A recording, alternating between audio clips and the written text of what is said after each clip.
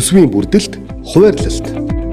Төсөв нь Монгол Улсын эдийн засаг, нийгмийн зорилтыг хэрэгжүүлэх хэрэгсэл бөгөөд тухайн оны 1-р сарын 1-ний өдрөөс 12-р сарын 31-ний өдөр хүртэлх хугацаанд төрийн санд хуримтлагдах нийт орлого, түүнийг зарцуулах арга хэмжээг багтаасан орлого зарлагын тэнцэл юм. Төсвийн орлого нь татварын болон татварын бус орлогоос бүрддэг. Монгол Улсын нэгдсэн төсвийн нийт орлогоос ирээдүйн өв сан болон төсвийн тогтворжуулалтын санд ногдох хэсгийг хуваарлаад үлдсэн орлогыг тэнцвэржүүлсэн орлого гэдэг.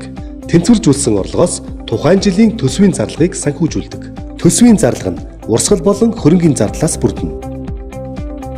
Төсвийн зарлага нь төрөөс иргэдэд боловсрол олгох, эрүүл мэндийн тусламж үйлчилгээ үзүүлэх, улс орны аюулгүй байдлыг хангах, дэд бүтцийг хөгжүүлэх, нийгмийн хамгааллын үйлчилгээ үзүүлэх зэрэг төрийн үндсэн чиг үүргийг хэрэгжүүлэхэд зарцуулагддаг. Төрөөс үзүүлэх үйлчилгээгээр дамжуулж өрх гэр, аж ахуй нэгж байгууллагуудад цалин, тэтгэвэр тэтгэмж, хүүхдийн мөнгө, төрийн хөдөлгөөн авалт зэргээр орлогын их үүсвэр болдог.